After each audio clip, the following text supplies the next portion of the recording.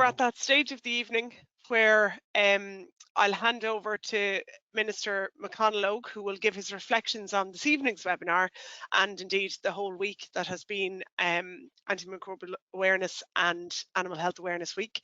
So Joe, if you wouldn't mind playing the video there, please. Ladies and gentlemen, I wanted to take this opportunity to speak with you at the close of the Antimicrobial Resistance Animal Health Awareness Week 2021. The agri sector is a huge contributor to the Irish economy, worth over €14 billion. And despite our relatively small size and our location in the periphery of Europe, we're one of the largest exporting food nations, with Irish produce on the shelves of supermarkets right across Europe. Agriculture accounts for 10% of all exports and 7% of all employment in the country. And this is obviously much higher as well in rural areas. Clearly, agriculture is a critical element of our economy, and our national animal health status is a key element in accessing existing and new markets. Whilst we do have certain animal health challenges in Ireland, we are fortunate to be free of many of the most significant diseases that impact severely on farm output and on international trade. Like everything precious, it needs to be protected. And one of the greatest threats to our livestock industry is incursion of an exotic disease. Earlier this year, the OIE awarded BSE negligible risk status following an in-depth examination of our systems to eradicate BSE. Antimicrobial resistance is seen as an increasingly serious threat to global public health. It is important that antimicrobials are not seen as or to be treated as a commodity. Antimicrobials are a precious resource that need to be protected. My department is aware of its role in offering support and protection to the industry through policy initiatives, through expert advice, and the application of controls.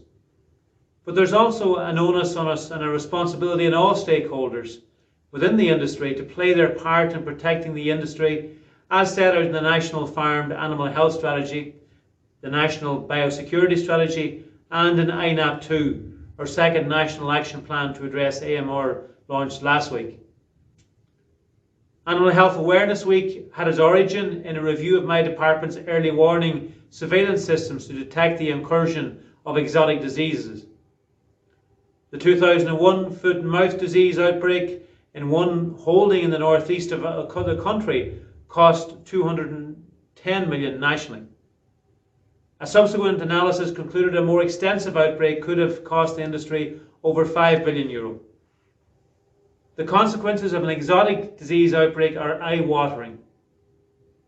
I think our speakers this evening have focused our minds on the threats to our livestock industry and have given us much food for thought on the necessity to protect ourselves from that threat. I know he won't appreciate me doing this, but I do want to single out one of the speakers this evening, and that's Mike McGann, as he finishes his tenure as Chair of Animal Health Ireland.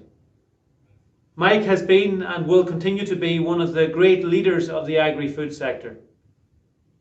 His leadership in the space of animal health has ensured our sector is better placed now to face the challenges we will encounter over the time ahead. Over the past 12 years, Mike has been an excellent leader of Animal Health Ireland. He understood and championed the clear benefit of this collaborative effort of farmers, processors, other stakeholders and scientific experts to bring about tangible improvements and benefits. The Animal Health Ireland model, to which Mike has committed so much time and energy, is internationally recognised as a successful model system of engagement and collaboration, and is a testament to his enthusiasm, commitment and belief. On behalf of all farmers in the country, I thank Mike for his hard work, commitment and dedication to animal health. This evening's webinar marks the close of Antimicrobial Resistance Animal Health Awareness Week 2021. Minimising disease in turn will reduce antimicrobial usage, which in turn can reduce resistance, which is also a very important One Health objective.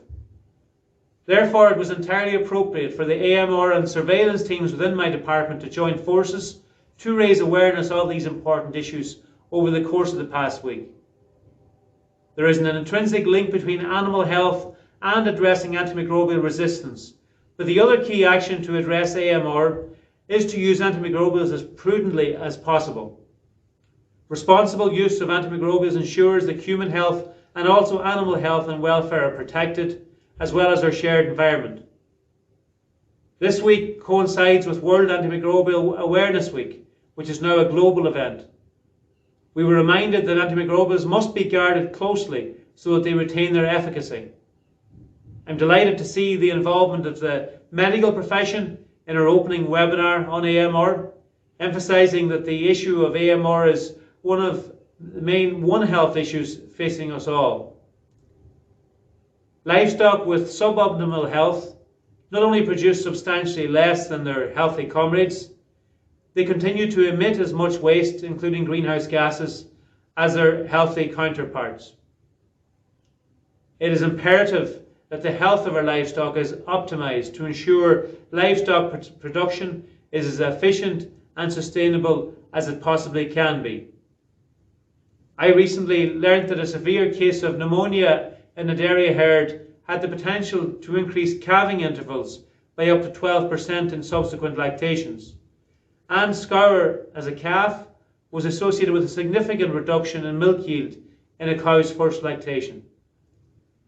In our grass-based production systems, it is important that whilst ensuring appropriate welfare-friendly breeding practices, we have heifers calving down at 2 years of age to maximise the use of pasture.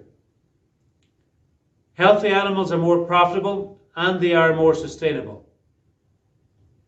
To conclude, I thank all the contributors to this series of webinars to remind us why good animal health is so important.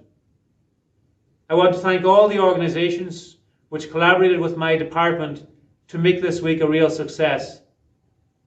And finally, I want to thank you, the audience, for making the time to attend the webinars, and I would ask you to bring what you have heard to your colleagues as well.